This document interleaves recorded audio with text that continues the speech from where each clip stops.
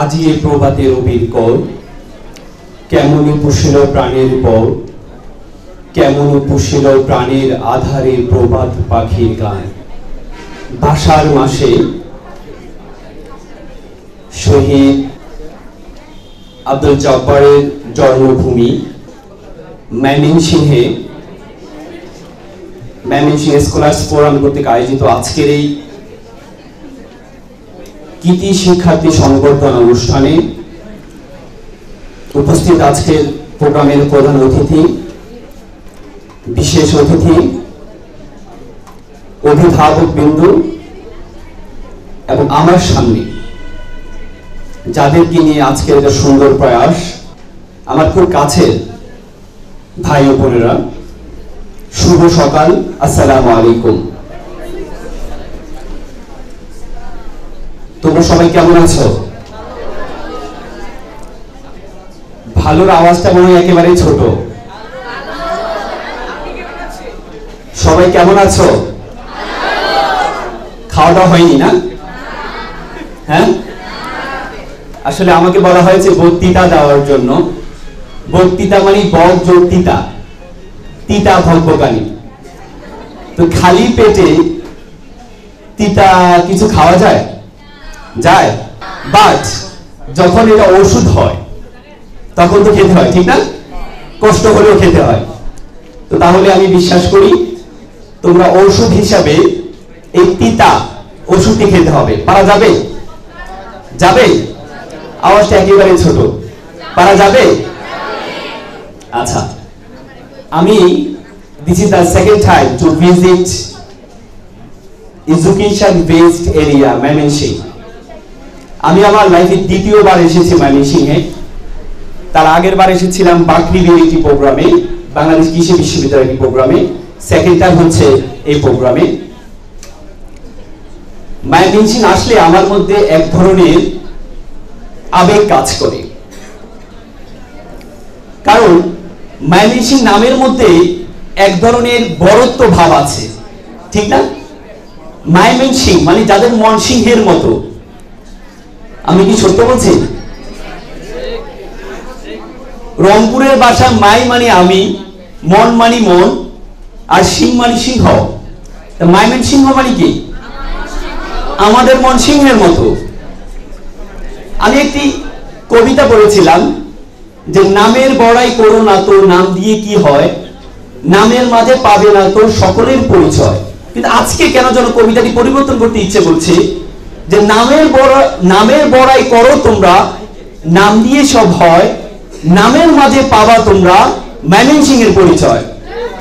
ঠিক আছে? আজকে আমি স্কলার্স ফোরামকে অনেক বেশি ধন্যবাদ জানাচ্ছি। একটি সমাজকে আজকে আমাদের দেশে অনেক বেশি বিপিএল আইপিএল নিয়ে লাফালাফি হয়, ঠিক না?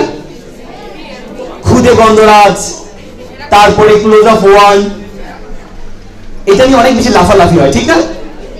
যারা অনেক বেশি সুন্দর গান গাইতে পারে তাদেরকে পুরস্কৃত করা হয়, যারা অনেক বেশি নাচতে পারে তাদেরকে পুরস্কৃত করা হয়, যারা অনেক বেশি হাসতে পারে এবং হাসাতে পারে তাদেরকে পুরস্কৃত করা হয়, ঠিক না? ঠিক না? কিন্তু this is a historically truth. If you want to change the country, if you want to change the society, if you want to change the world, you have to inspire, you have to encourage to the talent students. এটা ঐতিহাসিকভাবে সত্য। যদি একটা সমাজকে পরিবর্তন করতে হয়, যদি একটি দেশকে পরিবর্তন করতে হয়, যদি একটি বিশ্বকে পরিবর্তন করতে হয়, তাহলে যারা সমাজের অনেক বেশি মেধাবী, যারা সমাজের অনেক বেশি জানে, তাদেরকে উৎসাহিত করতে হবে। খুব ভালো লাগছে যে স্কলার্স ফোরাম আজকে এত সুন্দর মেধাবীদেরকে উৎসাহিত করার জন্য, অনুপ্রেরণা দেওয়ার জন্য এত সুন্দর একটি বৃত্তি প্রকল্প আয়োজন করেছে এবং সংবর্ধনা অনুষ্ঠান আয়োজন করেছে। তোমরা কি খুব বিরক্ত? তাহলে তোমরা পার্সোনালি কথা বলছো মেবি, হ্যাঁ? সিংহের মতো যারা থাকে তারা প্রত্যেকটি সময় দেখো স্টুডেন্ট কয়টা বর্ণ নিয়ে গঠিত? কয়টা? 7টা। প্রথমে 3টা, শেষে 3টা, মাঝে কোনটা? ডি। That means discipline. একটা স্টুডেন্টের যদি ডিসিপ্লিন না থাকে, দেখো ডি কে মাঝখানে রাখার উদ্দেশ্য কি জানো? আমাদের এলাকায় সুন্দর একটি কথা বলে যে মাথায় রাখি না উকুনের ভয়ে, মাটি রাখি না পিঁপড়ার ভয়ে। মানে হচ্ছে ডি কে মাঝখানে রাখা হয়েছে যে একটা স্টুডেন্টের সবচেয়ে বড় গুণ হচ্ছে you have to maintain the discipline. You should talk when time is for talking. You should play when time is for playing. You should read when time is for reading. তোমাকে হাসা উচিত যখন তোমার হাসার সময় হবে, তোমাকে খেলা উচিত যখন তোমার খেলার সময় হবে, এবং তোমাকে পড়া উচিত যখন পড়ার সময় হবে। That's called discipline. একটা স্টুডেন্ট যদি ডিসিপ্লিন না থাকে তাহলে তুমি সমাজে গেইন করতে পারবে না। এজন্য তোমাদের প্রতি আমার উদ্যত আহ্বান থাকবে, তোমরা অনেক বেশি নিয়মতান্ত্রিক থাকতে হবে। যদি থাকতে পারো, তোমরা ভাবছো তোমরা এখানে যারা আছো আমরা দেখছি না, আমরা প্রত্যেককে দেখছি। শিক্ষকের যাতনা সহে না কো বালক, জীবনের কঠোরতা এই তো শিক্ষক। আমাদের কথা আমরা যখন বলবো তোমাদের গায়ে লাগবে না, ভালো লাগবে না, কিন্তু জীবনের বাস্তবতা তোমরা যখন যাবা তখন বুঝতে পারবা যে শিক্ষক যা বলেছেন সত্য বলেছিলেন। আমি বিশ্বাস করি তোমরা অনেক বেশি মনোযোগী, অনেক বেশি মনোযোগী। দেখি আমি তোমাদের মনোযোগটা পরীক্ষা করি। আমি 1 ক্লাব বলবো তোমরা 1 ক্লাব দিবা, আমি 2nd বলবো তোমরা 2 ক্লাব দিবা, আমি 3 বলবো তোমরা 3 ক্লাব দিবা। ওকে, আমি দেখবো তোমাদের কনসেন্ট্রেশন কেমন। 1 ক্লাব। সিংহের মতো আওয়াজ দিতে হবে, সিংহের মতো। 1 2 3 1 2 3। এই তো সিংহের গর্জন তো এখানে পাওয়া যাচ্ছে। আচ্ছা, যখন আওয়াজ দিতে বলবো তখন আওয়াজ দিবা, আর যখন বন্ধ করতে বলবো তখন বন্ধ করবা। আমি এজন্য স্কলার্স ফোরামকে অনেক বেশি ধন্যবাদ জানাচ্ছি। আইনস্টাইন একটি কথা বলেছেন, তুমি একটি আমাকে শিক্ষিত এবং ভালো মা দাও, আমি তোমাকে একটি সুন্দর জাতি দিব। আমি বলবো তুমি আমাকে কিছু স্কলার্স ফোরামের মতো কিছু যুবক দাও, আমি একটি সুন্দর শহর তোমাকে উপহার দেব। তাই আজকে এত সুন্দর প্রোগ্রাম আয়োজন করার জন্য সকলের পক্ষ থেকে গড়তালির মাধ্যমে আমরা স্কলার্স ফোরামকে স্বাগত জানাই। গড়তালি। আজকে আমি কয়েকটি কথা বলে শেষ করবো, অনেক অতিথিবৃন্দ আছে কথা বলবেন, আমি কয়েকটি কথা বলে তোমাদেরকে শেষ করব। কয়েকটি যোগ্যতা অর্জন করার জন্য তোমাদেরকে কথা বলবো। স্কলার্স এই শব্দটি কয়টি বর্ণে গঠিত বলতো? 8টি বর্ণ। প্রথম বর্ণটি কি? S. That means S for study. তোমরা যারা এখানে আছো তোমাদের প্রথম কাজ হচ্ছে তোমাদেরকে স্টাডি করতে হবে। কি করতে হবে? পড়াশোনা করতে হবে। কি করতে হবে? পড়াশোনা করতে হবে। তুমি যত বেশি পড়বা তত বেশি জানবা। তুমি যদি এই সময় যদি পড়াশোনা বন্ধ করে দাও, মনে রাখবা একজন আমাদের এখানে পুলিশ আছেন, সম্মানিত ভাই আছেন, দেখো তুমি যদি বেশি করে পড়াশোনা করো, একজন সাধারণ কনস্টেবল যখন পুলিশে জয়েন করে তখন 20-25 বছর লাগে তাকে হচ্ছে এসআই পদে যেতে, বা এএসপি পদে যেতে, বা অফিসার ইনচার্জ পদে যেতে। 20-25 বছর কনস্টেবল জয়েন করার জন্য এসএসসি পরীক্ষা বা ইন্টার পরীক্ষা দিয়ে জয়েন করতে হয়। কিন্তু তুমি যদি ইন্টার শেষ করার পরে মাত্র 5টি বছর তুমি যদি কষ্ট করে পড়াশোনা করো, তাহলে 5 বছর পরে তুমি সরাসরি এএসপি পদে জয়েন করতে পারো। তার মানে যে 25 বছর পরে যে লোকটা এত কষ্ট করে 25 বছর পরে যে জায়গায় যাবে, তুমি একটু পড়াশোনা করার কারণে তুমি 4 বছর পরে ওই জায়গায় তুমি সহজে চলে যেতে পারবা। তাহলে পড়াশোনা করলে কি উপকার আছে নাকি উপকার নেই? আছে। আছে? হ্যাঁ, তোমাদেরকে সে পড়াশোনা করতে হবে। more you read more you learn। তুমি যত বেশি পড়বা তত বেশি জানবা। আর দেশকে পরিবর্তন করার জন্য জানার বিকল্প নেই। আজকে আমেরিকা সারা বিশ্বকে পরিচালনা করছে কিভাবে? অস্ত্র দিয়ে না, জ্ঞান দিয়ে। ইহুদিরা সারা বিশ্বকে পরিচালনা করছে কি দিয়ে? মাত্র 40,000, 2 কোটি ইহুদির মধ্যে 40,000 হচ্ছে তারা বড় বড় লেভেলে আছে, বৈজ্ঞানিক লেভেলে আছে। তার কারণ হচ্ছে তাদের মেধার ভিত্তিতে তারা অনেক বেশি এগিয়ে। আজকে দেশকে যদি ভালো জায়গা নিতে হয় তোমাদেরকে অনেক বেশি জানতে হবে, তোমাদের অনেক বেশি পড়তে হবে। আজকে তোমাদের মধ্যে একটা হতাশা কাজ করে। তুমি যখন ক্লাস 5-এ ছিলা তখন তোমার আম্মু বলতো, বাবা তুমি তোমার জীবনের প্রথম ধাপ, তুমি যদি ক্লাস 5-এ কোনো মতে খারাপ করো তাহলে তোমার জীবন বরবাদ হয়ে যাবে, আর যদি ক্লাস 5-এ পাস করো, ভালো করে রেজাল্ট করো, তাহলে তোমার জীবন সফল। তুমি তো মনে করলা না ক্লাস 5 আমাকে পড়তেই হবে, তুমি পড়লা, এ ক্লাসও পেলাম। তারপরে 3 বছর যাওয়ার পর যখন ক্লাস 8-এ আসলাম তখন তোমার আম্মু বলতেছে, বাবা তোমার জন্য টার্নিং পয়েন্ট হচ্ছে ক্লাস 8, তুমি যদি ভালো করে পড়াশোনা না করো তাহলে তোমার জীবন শেষ হয়ে যাবে। তুমি বললে, হাই 3 বছর আগে আম্মু বলো ক্লাস 5 পড়লে নাকি আমি সফল, এখন বলো ক্লাস 8 পড়লে নাকি আমি সফল। তাহলে তুমি ভালো করে মায়ের কথা শুনলা, ভালো করে পড়লা, ক্লাস 8 পাস করার পরে এ ক্লাস পেলাম। এ যখন ক্লাস 10-এ গেলা তোমার মা বললো যে, বাবা তোমার জীবনের সবচেয়ে গুরুত্বপূর্ণ সময়, এটি যদি তুমি খারাপ করো তাহলে তুমি সেই এভরিথিং হ্যাজ বিন লস্ট, তোমার জীবন শেষ। তুমি যাক, মা যেহেতু বললো পড়তেই হবে, পড়লা, এ প্লাস পেলাম। ইন্টার সেকেন্ড ইয়ারে গেলা, তোমার মা বললো, বাবা এটাই তোমার জন্য গুরুত্বপূর্ণ সময়। তুমি বললা, কি গুরুত্বপূর্ণ সময়? মা শুধু আমাকে শুধু কি দেখায়, মরিচিকার মতো শুধু দেখায় যে এটা করলে তুমি শেষ, তুমি সফল, আর কিছু লাগবে না। এভাবে করতে করতে তুমি হতাশ হয়ে যাও, ঠিক না? হতাশ হয়ে যাও না? হতাশ হয়ে যাও। তখন যখন গুরুত্বপূর্ণ সময়, আসলে তোমার গুরুত্বপূর্ণ সময় আসে, সেটা হচ্ছে বিশ্ববিদ্যালয় ভর্তি পরীক্ষা, মেডিকেল ভর্তি পরীক্ষা, তখন তোমার আর ওই সে আশ্বাস আর ভালো লাগে না। তখন তুমি বলো যে অনেক কষ্ট করেছি, একটু বিশ্রাম নেই। বিশ্রাম কাজের অঙ্গ, একসাথে গাথা, বিশ্রাম না হলে সকল কাজ বৃথা, একটু বিশ্রাম নেই। তুমি যখনই বিশ্রাম নিতে যাও তখনই তুমি লক্ষ লক্ষ শিক্ষার্থীর পেছনে পড়ে যাও। সত্য কথা না? সত্য কথা না? মা তোমার সত্য কথাই বলে, তোমাদেরকে স্বপ্ন দেখায়। আজকে আমাদের শিক্ষার্থীদের সবচেয়ে বড় সমস্যা হচ্ছে আমরা ইন্টার লেভেলে গিয়ে আমাদের প্রবলেমটা তৈরি হয়।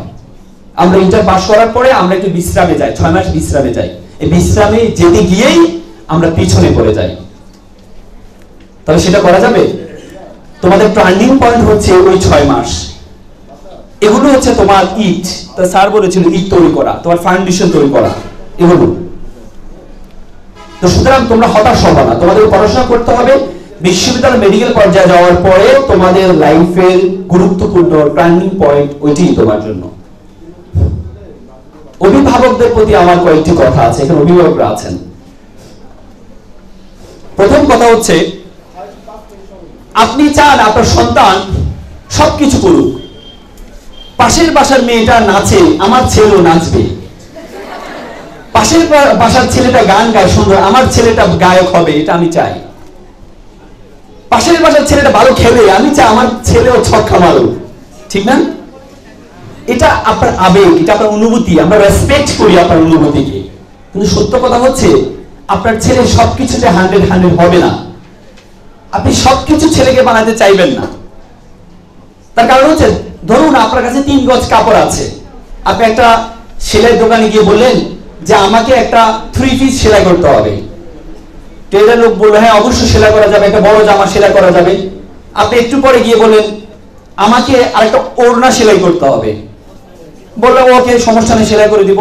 আপনি আরেকটু পরে গিয়ে বলেন আমাকে একটা পাজামাও সেলাই করতে হবে। টেলার সাহেব বললো হ্যাঁ ওকে সমস্যা নেই। একটু পরে গিয়ে বললেন যে আমাকে একটা রুমাল সেলাই করতে হবে। তো টেলার সাহেব বললেন যে কোনো সমস্যা নেই। পরে যখন ডেলিভারি করতে গেলেন আপনি, পরে দেখা গেল প্রত্যেকটা রুমাল, প্রত্যেকটা পাজামার সাইজ এত বড় এত বড় এত বড়। তার মানে কি, আপনি কাপড় দিয়েছেন 3 গজ, চেয়েছেন হচ্ছে কি সবকিছু, তার পরিমাণ হবে কত? ছোট ছোট ছোট ছোট। আপনার সন্তানের মেমোরি, সময় কিন্তু লিমিট। আপনি যখন সবকিছু চাইবেন সবকিছু হবে, কিন্তু কোনো কিছু পরিপূর্ণ হবে না। এজন্য ছেলের যেদিকে ঝোঁক ওই দিকে আপনি সময় দিবেন।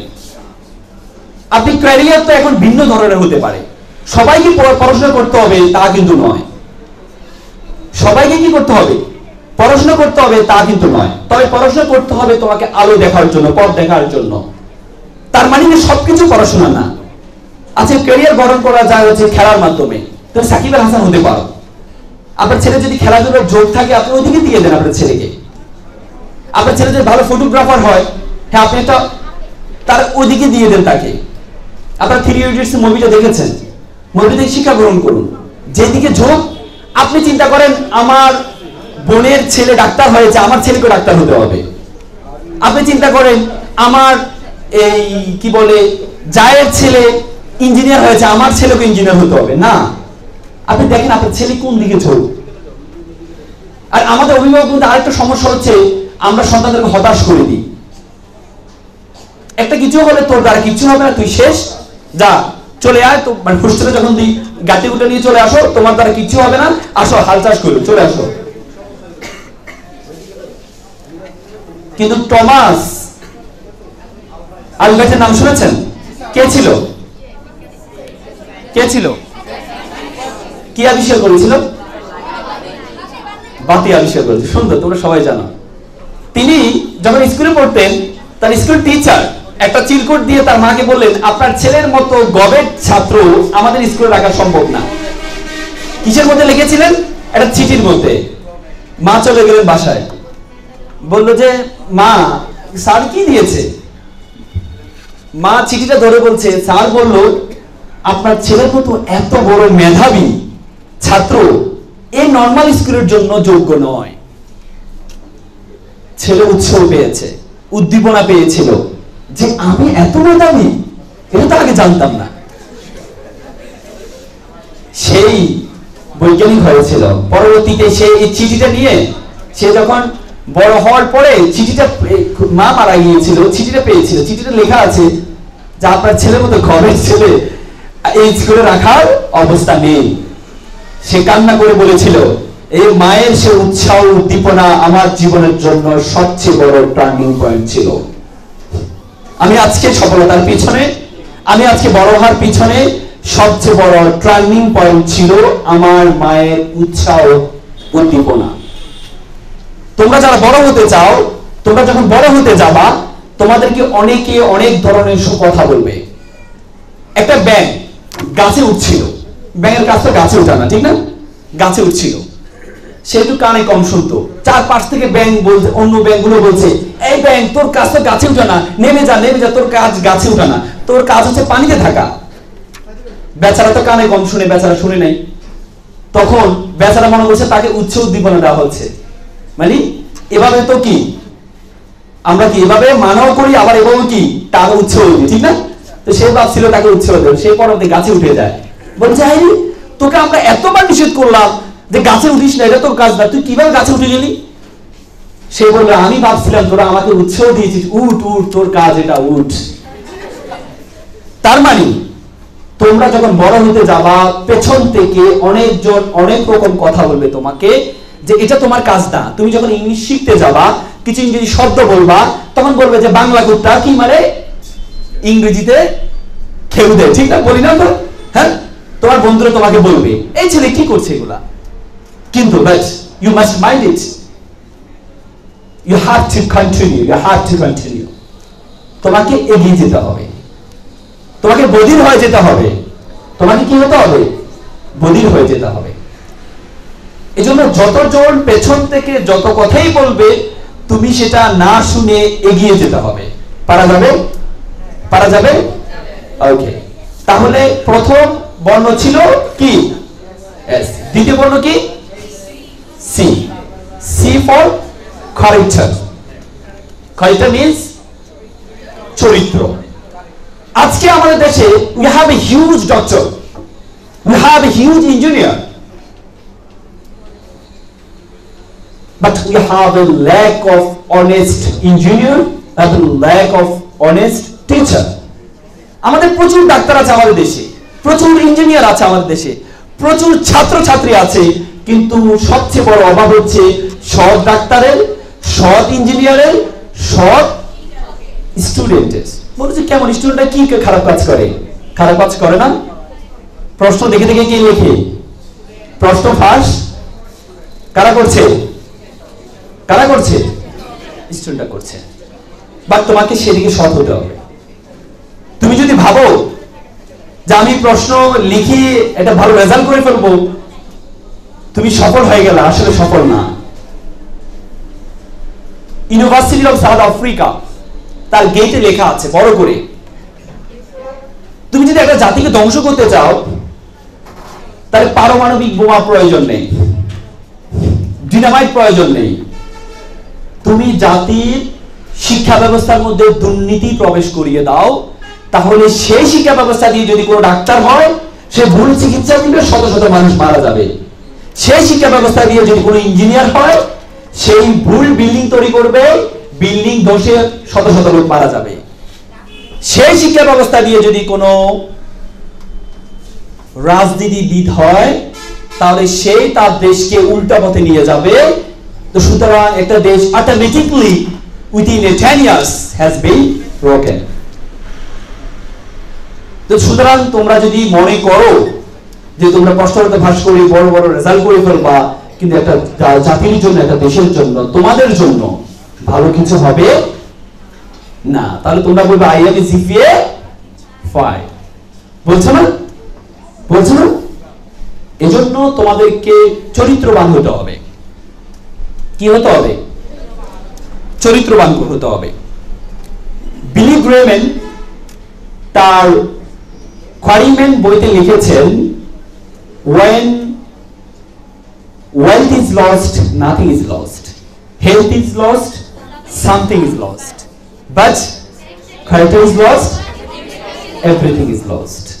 এটা তোমরা পড়েছো, শুনেছো, হাজার হাজার বার মুখস্থ করেছো, কিন্তু উপলব্ধি করেছো এটা কি? তোমার যদি চরিত্র ধ্বংস হয়ে যায়, তোমার সবকিছু ধ্বংস হয়ে যাবে। এজন্য তোমরা এখানে যারা আছো, তোমাদেরকে চরিত্রবান হতে হবে। পারা যাবে? পারা যাবে? পারা যাবে। থার্ড বর্ণটি কি? ওয়ার্ডটি কি? লেটারটি কি? এইচ। এইচ মানে দুইটি জিনিস তোমাদেরকে মনে রাখতে হবে। honor to your parents, honor to your country। কেমন? দেখো, পিতা মাতার প্রতি সম্মানের জন্য আমার সম্মানিত স্যার অসংখ্য অসাধারণ কথা বলেছেন, আমাদের পুলিশ বিভাগ সুন্দর কথা বলেছেন। আজকে বিশেষ করে আমাদের দেশের সবচেয়ে বড় দুর্গতি হচ্ছে এটি। আজকে যে মা বাবারা এখানে পিছনে বসে আছেন, ঠিক না? কেন বসে আছেন? তারা সন্তানদের আনন্দে তারা আনন্দিত হয়, সন্তানদের খুশি তারা উদ্বেলিত হয়। সন্তান যখন কোনো কিছু পায়, তারা মনে করে আমিই পেয়েছি। এজন্য একটা সুন্দর গ্রামের একটা সুন্দর আছে, তুমি যদি কোনো মানুষকে খুশি করতে চাও, তার সন্তানের হাতে একটি চকলেট তুলে দাও, তাহলে কে খুশি হবে? মা খুশি হবে, বাবা খুশি হবে। কি কানেকশন এটা? যে ছেলে খাবে মা খুশি হবে, ছেলে খাবে বাবা খুশি হবে। ঘটনা কি? কি মনে হয় তোমাদের? তোমরা সেই সন্তানরা, আমি একটি ছোট্ট গল্প বলি। একবার একটা বাবা বিদ্যা হওয়ার পর তার ছেলেকে বলল, বাবা এটা কি? সে বলল যে এটা হচ্ছে শাপলা চত্বর। শাপলা। বাবা এটা কি? ছেলে বলল, বাবা এটা হচ্ছে একটা শাপলা। বাবা এটা কি? তোমাদের কি হয়েছে বুঝলাম না, তুমি কি এগুলা মুরুব্বিদের তোমাদেরকে নিয়ে চলাফেরা খুব মুশকিল। তোমাকে বললাম এটা একটা শাপলা। বাবা কান্না করে চোখের পানি ফেলে বলল, বাবা ছোটবেলায় তুমি যখন ক্লাস 2 তে ছিলা, তুমি এখানে আসছিলা, তুমি আমাকে জিজ্ঞেস করেছিলে আব্বু এটা কি? আমি বলেছিলাম বাবা এটা শাপলা। তুমি আমাকে আবার প্রশ্ন করেছিলে বাবা এটা কি? আমি বলেছিলাম বাবা এটা হচ্ছে শাপলা ফুল, এখানে দেওয়া হয়েছে এটা প্রতিকৃতি হিসাবে। তুমি আমাকে আবার প্রশ্ন করেছিলে বাবা এটা কি? বাবা আমি আদর করে তোমাকে চুমু খেয়ে বলেছিলাম বাবা এটা হচ্ছে একটা শাপলা ফুল। আজকে তুমি আমাকে 7 বার জিজ্ঞেস করেছিলা, আমি তোমাকে আদর দিয়ে যতবার জিজ্ঞেস করেছিলে ততবার আমি খুশি হয়েছিলাম, আদর দিয়ে তোমাকে বলেছিলাম বাবা এটা। কিন্তু আজকে যখন তোমাকে আমি জিজ্ঞেস করছি দ্বিতীয়বার বেলায়, তুমি আমাকে ঝাড়ে দিয়ে বলেছিলে যে তোমাদের মতো লোক দ্বারা চলাফেরা মুশকিল। তার মানে আমরা যখন একটু বড় হই আমরা ভুলে যাই আমাদের মা বাবার কথা, আমরা ভুলে যাই যার আমাদের খুশিতে যারা খুশিত হয়, আমাদের খুশিতে যারা উদ্বেলিত হয়, আমাদের খুশিতে যারা আনন্দিত হয়, আমরা ভুলে যাই একটা অবস্থায় গেলে আমরা বলি যে তুমি তো আনস্মার্ট একটা মহিলা। আমরা মাদেরকে এভাবে বলি, তুমি কি বুঝবা, তুমি কি এই যুগে তুমি কি বুঝবা এগুলা। অশিক্ষিত মহিলা এভাবে আমরা মায়ের সাথে কথা বলি, বলি না বলি না বলি আমরা, আমি সহ সবার ক্ষেত্রে বললাম আমরা বলি। একটা রূপক গল্প বলি তোমাদেরকে। মা একটা ছেলে বড় হওয়ার পরে সমাজের কারণে সে একটা মেয়েকে পছন্দ করে ফেলে। মেয়ে বলল তুমি যদি আমাকে পছন্দ করো তাহলে তোমার সবচেয়ে প্রিয় জিনিস কি? বলল যে মা। বলে তোমার মায়ের কলিজাটা আমাকে দিতে হবে। সে বলল যে আমি যেহেতু তোমাকে ভালোবাসি যে কোনো কিছু করতে পারবো আমি। পরে গিয়ে মায়ের কলিজাটা ছিঁড়ে সে নিয়ে যাচ্ছে তার গার্লফ্রেন্ডের কাছে। যাওয়ার পথে একটা ইটে ধাক্কা খেয়ে পড়ে যায়। পড়ে যাওয়ার পর এই কলিজাটা চিৎকার করে বললো বাবা তুমি কি ব্যথা পেয়েছো? আবার চিৎকার করে বলছে বাবা তুমি কি ব্যথা পেয়েছো? এটা একটা রূপক গল্প কিন্তু সত্য কথা। আমরা মাকে যত বড় কষ্ট দিই, যত বড় ব্যথা দিই, ব্যথার পরেও আমাদের কষ্টে সবচেয়ে বেশি কষ্টে থাকে তিনি হচ্ছে আমার মা, তিনি হচ্ছে আমার বাবা। আজকে ভাই বলেছিল আমাদের স্কলার্স ফোরামের যিনি উপদেষ্টা, প্রধান উপদেষ্টা, তিনি বলেছিলেন যে আজকে সমাজে অনেক বেশি বৃদ্ধাশ্রম তৈরি হচ্ছে। আজকে সমাজে বৃদ্ধাশ্রম তৈরি হচ্ছে কেন? আগে তো কখনো মা দিবস ছিল না, এখন কেন মা দিবস পালন করা হচ্ছে? তার মানে হচ্ছে মাকে ভালোবাসবো মাত্র একদিন, এই জন্য মা দিবস পালন করা হচ্ছে। সারা বছর মায়ের খবর রাখবো না, বৃদ্ধাশ্রম রাখা রাখবো, যেদিন মা দিবস ওদিন একটা কেক নিয়ে মাকে বলবো যে মা আসো সেলিব্রেট করি মা দিবস। This is not a teaching of Islam. This is not a teaching of religion. This is not a teaching of education system. মা দিবস প্রয়োজন নেই আমাদের। আমরা প্রত্যেকটি মুহূর্ত, প্রত্যেকটি সময়, প্রত্যেকটি মিনিট আমার মাকে বুকে ধারণ করি, আমরা আমার বাবাকে বুকে ধারণ করি। সেটি যদি তোমরা করতে পারো তোমাদের সফলতার পিছনে আর কেউ বাধা হতে পারবে না। আর কোন ঐশী তার বাবা মাকে নিজ হাতে হত্যা করবে না। কেন হচ্ছে এগুলো? সমাজে ব্যালেন্স গুলো নষ্ট হয়ে যাচ্ছে, সমাজ অবক্ষয় হয়ে যাচ্ছে। আজকে সন্তান তার বাবা মাকে হত্যা করছে। বিশ্বাস করতে পারতাম না একটা সময় আমরা যে সন্তান কিভাবে বাবা মাকে হত্যা করে। আজকে আমাদের পুলিশ ভাই বলেছিলেন তিনি তোমার সন্তানের আনন্দে আনন্দিত, উনি চোখের, আমি দেখেছি আমার চোখের পানি টলমল করছে না যে ওনার ছেলে দুটি ভালো কলেজে ভর্তি হচ্ছে, কিন্তু সে পুলিশ ভাইকে হত্যা করেছে তার সন্তান। তার কারণ হচ্ছে আমরা আমাদের সন্তানদেরকে শিক্ষা দিতে ভুলে যাই। স্টিভেন হিল চিৎকার করে বলেছিলেন তুমি যদি তোমার সন্তানকে 3টি শিক্ষা দাও, reading, writing and arithmetic, if you forget the 4 tasks, that is the religion. If you will get 5th task, that is the rascality. তুমি যদি তোমার সন্তানকে 3টি শিক্ষা দাও, পড়া, লেখা, অঙ্কবিদ্যা, তুমি যদি তোমার সন্তানকে 4র্থ আত্মিক শিক্ষা দিতে ভুলে যাও, সেটি হচ্ছে ধর্ম, তাহলে তুমি তোমার সন্তান থেকে 4র্থ আত্মি পাবে, সেটি হচ্ছে বর্বরতা। সন্তান তোমাকে হত্যা করবে।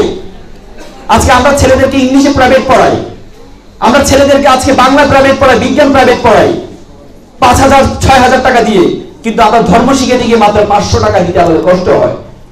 কিন্তু সে ধর্ম বলে মান লাম ইয়ারহামা সাগীরানা ওয়া লাম ইউখিরু কাবীরানা মান লাইসা বিন্না। ধর্ম বলে তুমি যদি তোমার বড়দেরকে শ্রদ্ধা করো, ছোটদেরকে স্নেহ করো। সেটি যদি তুমি না করো, রাসূল বলল তুমি আমার উম্মত নয়। If you look to the Gita, Samaveda, Yajurveda, Atharvaveda, হিন্দুদের অনেকগুলো বেদ আছে। সমবেদের 3 নম্বর অনুচ্ছেদে বলা আছে প্রকৃতি বিলক্ষণী কন্যা করণ গ্রাহিত। সংস্কৃত ওয়ার্ড বলেছে যে তুমি বড়দেরকে শ্রদ্ধা করো, ছোটদেরকে স্নেহ করো। ধর্ম মানুষকে খারাপ কিছু শেখায় না। প্রত্যেকটা ধর্মের একটা শিক্ষা, সেটা হচ্ছে ভালো কিছু করো, মা বাবাকে শ্রদ্ধা করো, শিক্ষকদেরকে শ্রদ্ধা করো, বড়দেরকে সম্মান করো, ছোটদেরকে স্নেহ করো। প্রত্যেকটা ধর্ম। কিন্তু আমরা সে ধর্মটা শিখাতে ভুলে যাই আমরা। আর যখনই আমরা আমাদের সন্তানদেরকে ধর্ম শিখাতে ভুলে যাই, তখনই আমরা আমাদের সন্তান থেকে সে বর্বরতা খুঁজে পাই। এটা বিশ্বাস করো, যে মসজিদে যায়, যে মন্দিরে যায়, যে মন্দিরে যায় না, যে মসজিদে যায় না, তার চেয়ে সে ভালো মানুষ। এটা বিশ্বাস করো, বিশ্বাস করো, বিশ্বাস করতে হবে তোমাদেরকে। ধর্ম ভালো শিখায়। এজন্য আমার অভিভাবকদের প্রতি উদাত্ত আহ্বান থাকবে, আপনারা আপনাদের সন্তানদেরকে জাগতিক পড়াশোনার পাশাপাশি যে যে ধর্মের হোক না কেন, আপনি আপনার সন্তানকে ধর্মের অনুশাসন শিখাবেন। যদি আপনি আপনার সন্তানকে ধর্মের অনুশাসন শিখান, তাহলে আপনার সন্তান কখনো আপনার বিপক্ষে চলে যাবে না। সন্তান কখনো মা বাবাকে অশ্রদ্ধা করবে না। শ্রদ্ধা করার জন্য আমাদের করতে হবে কি? অভিভাবক আপনারা পারবেন তো? পারবেন আপনারা? আমি আপনাদের রেসপন্স আশা করছি। আপনারা পারবেন ধর্ম শিখাইতে? পারা যাবে? আমি আমার অভিভাবক মা এবং বাবাদের বলছি, পারবেন তো আপনারা? ইনশাআল্লাহ আপনারা এটা করেন। যে কোনো ধর্ম, ধর্ম শিখাবে বাবা মাকে শ্রদ্ধা করো, ধর্ম শিখাবে বড়দেরকে শ্রদ্ধা করো, ধর্ম শিখাবে চুরি করো না, ধর্ম শিখাবে তুমি নেশা করো না। আপনি যেটি চান সেটি ধর্ম শিখাবে। তো সুতরাং আপনি আপনার সন্তানকে ধর্মটা শিক্ষা দিন, তাহলে সন্তান থেকে আপনি কখনো বর্বরতা পাবেন না। একটা রিকশাওয়ালার গল্প বলি আপনাদেরকে। ঢাকা মেডিকেল কলেজে পড়তো একটা ছেলে। আমি সূর্য সেন হলের ছাত্র ছিলাম ঢাকা বিশ্ববিদ্যালয়ে। আমাদের একজন রিক্সা চালক ছিল, তিনি সবসময় রিক্সা চালাতেন, খুবই হাসতেন রিক্সা চালাইতে চালাইতে। তো জিজ্ঞেস করলাম, চাচা কি খবর, আপনি এত খুশি কেন? সে বলল যে বাবা বিশ্বাস করো, আমার ছেলে ঢাকা মেডিকেলে চান্স পেয়েছে। আমার স্বপ্ন ছিল আমার ছেলে ডাক্তার হবে, আজকে আমার সেই স্বপ্ন পূরণ হয়েছে। আমার ছেলে ঢাকা মেডিকেলে পড়ে, এর চেয়ে খুশি আর কি হতে পারে? আমি যখন অসুস্থ হব, আমার ছেলে এসে আমাকে সেবা করবে, আমার ছেলে আমার অপারেশন করবে, আমার ছেলে আমাকে সেবা করবে। আমি তো খুশি, এত ভালোবাসা বেচারা। একদিন সে চাচা কান্না করছে হঠাৎ করে। জিজ্ঞেস করলাম, চাচা কান্না করেন কেন? বলছে, বাবা আমার একটা স্বপ্ন ছিল যে আমি যখন অসুস্থ হবো আমার ছেলে আমাকে সেবা করবে, আমাকে অপারেশন করবে। কিন্তু বাবা গতকাল রাতে আমি খুব অবাক হয়েছি, আমার ছেলে নেশা করতো, আমি জানতাম না। রাতে এসে আমার গলা ছুরি ধরেছে, বলে যে টাকা দিবা কিনা বলো, আমার নেশা করতে হবে, ইয়াবা খেতে হবে আমাকে। আমি আমার জীবনে সবকিছু হারিয়ে ফেলেছি। আমার ইচ্ছা ছিল আমি অসুস্থ হলে আমার ছেলে আমাকে সুস্থ করবে, আজকে আমি সুস্থ মানুষ, আমার ছেলে আমাকে অসুস্থ করে ফেলছে। তো সুতরাং আপনি যদি মনে করেন আপনার ছেলে ডাক্তার হবে, আপনি সফল। আপনি যদি মনে করেন আপনার ছেলে ইঞ্জিনিয়ার হবে, আপনি সফল। This is your wrong concept. এটা আপনার ভুল ধারণা। এজন্য সন্তানকে ডাক্তারি পড়ানোর পাশাপাশি নৈতিক শিক্ষা দেন, ধর্ম শিক্ষা দেন, তাহলে আপনার সন্তান কখনো আপনার পিছনে যাবে না কখনো। আরেকটি কথা বলেছিলাম আপনাদেরকে, মনে রাখবে যারা আমাদের মূল পরিবার, ফ্যামিলি স্পেলিং করতে পারো তোমরা? Family, FAMILY। ফ্যামিলি মানে F মানে ফাদার, A মানে অ্যান্ড, M মানে মাদার্স, ILY মানে আই লাভ ইউ। বাবা মাকে আমি ভালোবাসি, দ্যাট মিন দ্য ফ্যামিলি। আর গার্লফ্রেন্ড, বয়ফ্রেন্ড যার পিছনে তোমরা দৌড়াও, এগুলোর পিছনে কি থাকে জানো? লাস্টের 3 অক্ষর কি? End. Girlfriend end, boyfriend end মানে শেষ। এটা মানে কি? শেষ। সুতরাং এন্ডের পিছনে ঘুরবা নাকি ফ্যামিলির পিছনে ঘুরবা?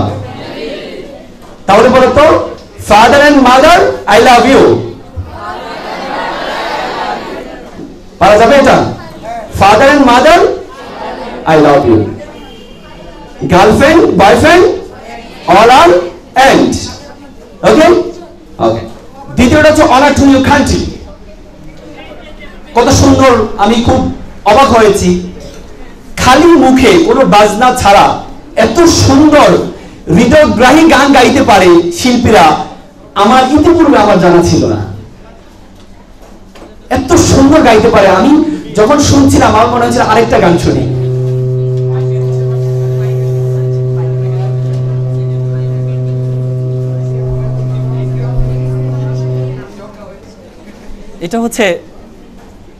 এটা হচ্ছে বিশ্রাম।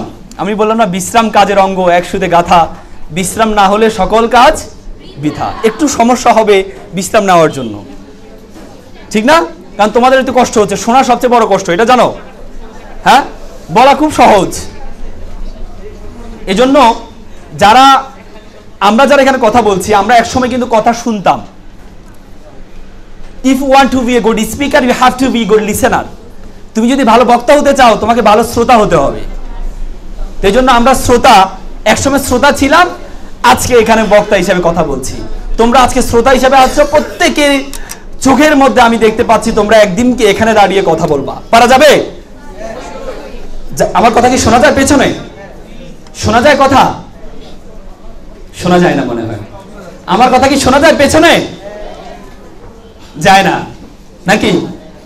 মানে যেহেতু আমি বলেছি শোনা যায় কিনা, যায় না এটা শুনেছে, তার মানে শোনা যায়, ঠিক না? আচ্ছা, এটা কি সাউন্ড ঠিক হয়েছে? আচ্ছা, তোমাদের দেশকে ভালোবাসতে হবে। দেশকে মায়ের সাথে তুলনা করা হয়েছে। আমরা গান গাই, এমন দেশটি কোথাও তুমি পাবে না কো তুমি, সকল দেশের সেরা আমার জন্মভূমি। আমরা সবসময় পড়ি, আসলে কি অন্তরে লালন করি? এটা লালন করি। সকল দেশের সেরা। তোমরা যারা বাংলাদেশে বসে আছো, আমি বিশ্বের বিভিন্ন দেশে সফর করতে গিয়ে কিছুদিন আগে আমি মালয়েশিয়া গিয়েছিলাম। মালয়েশিয়া যাওয়ার পরে খুব বিশ্বাস করো, আমি দেশের প্রতি আমার এত বেশি ভালোবাসা তৈরি হয়েছে। মালয়েশিয়া 12 মাস হচ্ছে মালয়েশিয়া গরমকাল, গ্রীষ্মকাল, সবসময় রোদ, সবসময় বৃষ্টি। আবার তাদের গেন্টিং হাইল্যান্ড একটা আছে, মানে আসমানের সাথে 1200 মিটার উপরে, সেখানে সবসময় ঠান্ডা, মানে বরফ, এই মেঘের সাথে তোমাকে মোলাকাত করার একটা সুযোগ। আমার তখন মনে হলো, আচ্ছা শীতকালের গুরুত্ব আমাদের কাছে বেশি কেন বলো তো? গরমকাল আছে বলে, ঠিক না? আর গরমকালের গুরুত্ব বেশি কেন? শীত আছে বলে। রাতের গুরুত্ব বেশি কেন? দিন আছে বলে। আর দিনের গুরুত্ব বেশি কেন? রাত আছে বলে। এমন দেশ কোথায় পাবা যেখানে কিছুদিন শীত, কিছুদিন গরম? শীত আসলে আমরা গরমের জন্য হাহাকার করি, গরম আসলে আমরা শীতের জন্য হাহাকার করি। এমন না তো আমাদের দেশ মরুভূমির মতো প্রচুর গরম, এমন না তো সাইবেরিয়ার মতো আমাদের দেশ প্রচুর ঠান্ডা, এমন তাহলে এত সুন্দর 6 ঋতুর দেশ তুমি কোথাও পাবা না। আচ্ছা, আমার সাথে একটা ব্যায়াম করো দেখি, পারা যাবে? দেখি, আমি তোমাদের মনোযোগ আকর্ষণ করি। 1 ফিঙ্গার, ওকে? 1 finger, 1 2 3 4 5 1 2 1 means 1 finger, 2 means 2 finger, 3 means 3 finger, okay? 1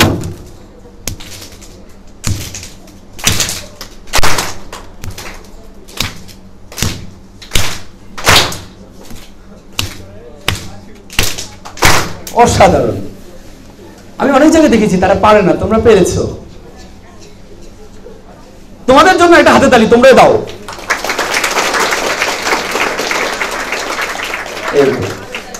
নিজের জন্য হাতে তালি বড় হয়, কিন্তু অন্যের জন্য হাত তালি ছোট হয়। ঘটনা কি?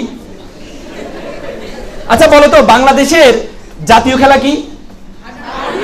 হাডুডু। কেন জাতীয় খেলা হলো? ফুটবল না হয়, ক্রিকেট না হয়?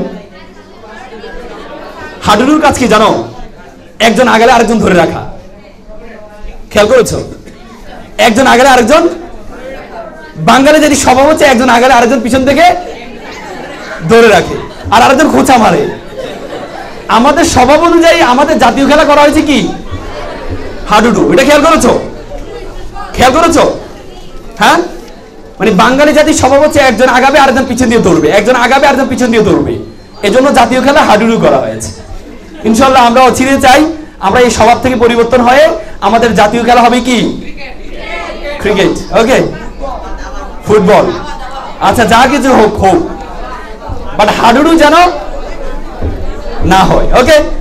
আচ্ছা, তাহলে তোমাদের দেশকে ভালোবাসতে হবে। দেখো কিছুদিন আগে ভারত আমাদের সাথে কনস্পাইরেসি করেছিল বিশ্বকাপে, আমরা অনেক বেশি ক্রোধান্বিত হয়েছিলাম না? হ্যাঁ, আচ্ছা আমরা ক্রোধান্বিত হয়েছিলাম না? আবার এশিয়া কাপে যখন আমরা ভালো করেছিলাম, আবার যখন টি-20তে যখন আমরা সুপার 8-এ উঠেছিলাম, তখন আমরা অনেক বেশি আনন্দিত হয়েছিলাম না? তার কারণ কি? কিসের জন্য এটা হয়?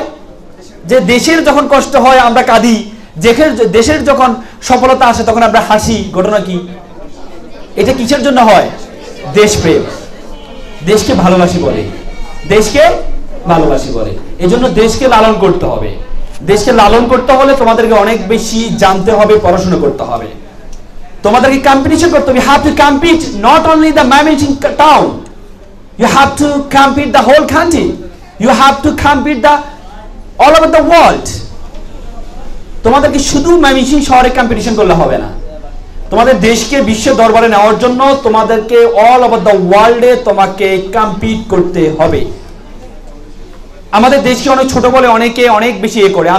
আমার মনে হয় 2014 সালে আমি গিয়েছিলাম ভারতের চেন্নাইতে, সরি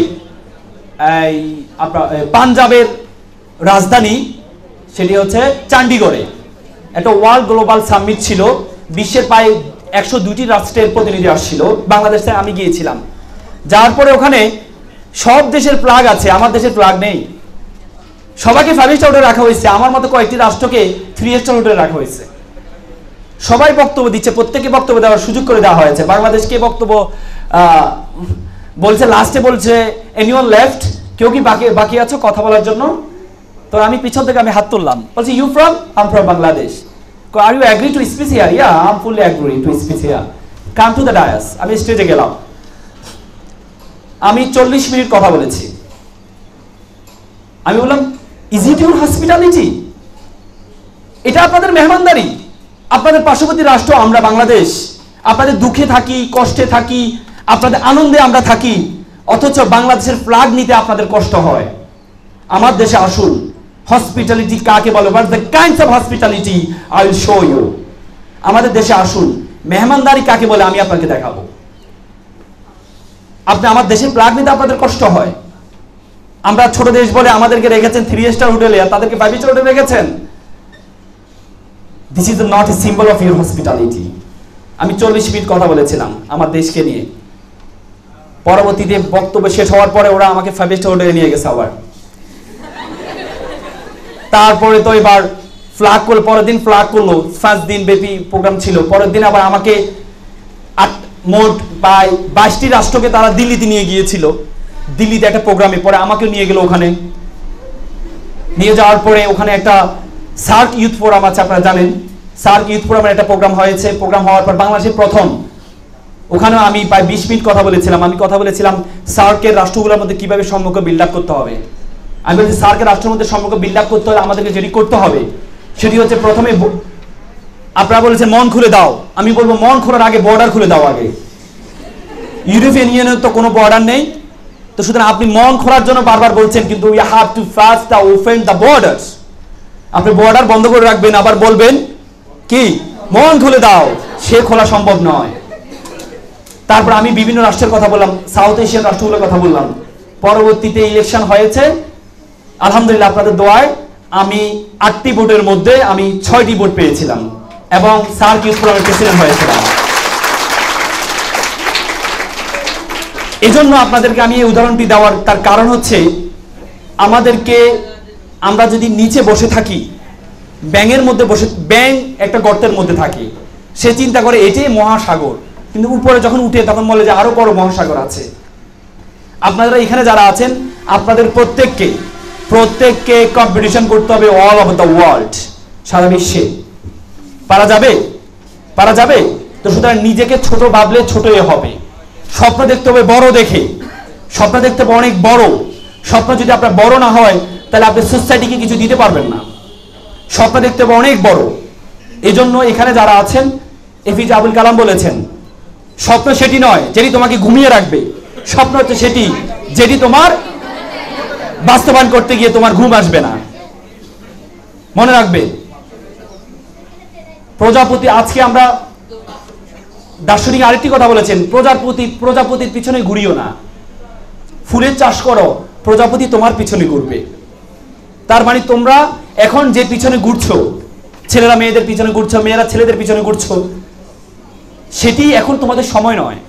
যখন সময় আসবে দেখবা এই প্রজাপতি তোমার পিছনে ঘুরবে। তুমি পড়াশোনা করো, প্রজাপতি তোমার পিছনে ঘুরবে। পারা যাবে? যাবে। আমি অনেক কথা ছিল, কিন্তু সময়ের স্বল্পতার কারণে আমি আর কথা বলবো না। তোমাদেরকে সর্বশেষ তোমাদের একটি কথা মনে রাখবা, যেই তোমরা যে লেভেলে আছো, এই লেভেলটা হচ্ছে নরম আটা। যেভাবে ইচ্ছে সেভাবে তুমি এটা কি করতে পারবা, পিঠা বানাইতে পারবা। শক্ত হয়ে গেলে আর পারবা না। You must mind it, this is the beginning. You must mind it, this is the beginning, this is the very very beginning of your life. সুতরাং এখন যে যে অবস্থা আছে শুরু করে দাও, পড়াশোনা শুরু করে দাও, কো কারিকুলাম অ্যাক্টিভিটি শুরু করে দাও।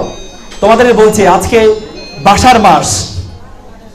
রবীন্দ্রনাথ ঠাকুর বলেছেন, আগে বাংলা ভাষার গাঁথুনি, পরে বিদেশি ভাষার পত্তন। আমরা ইংরেজি ভাষার পিছনে দৌড়াই, কিন্তু প্রথমে তোমাদের যেটি করতে হবে, নিজের ভাষাকে অন্তরে লালন করতে হবে। বাংলা ভাষার মতো এত সুন্দর ভাষা তুমি খুঁজে পাবা না। এত সুন্দর, মোদের গরম মোদের আশা আহামরি বাংলা ভাষা। যে ভাষার মধ্যে এত সৌন্দর্যতা আছে, যে কারিকর্যতা আছে, তোমরা চিন্তা করতে পারবে না। আমরা স্বপ্ন দেখি, মাকে যখন তুমি বলো, মা তোমার কুকিং ইজ ভেরি ফ্যান্টাস্টিক, এটা হচ্ছে তুমি যদি, মা তোমার তরকারি খুব স্বাদ হয়েছে, দেখো স্বাদ হয়েছে, মনে হচ্ছে যেন স্বাদ, ঠিক না? কত সুন্দর।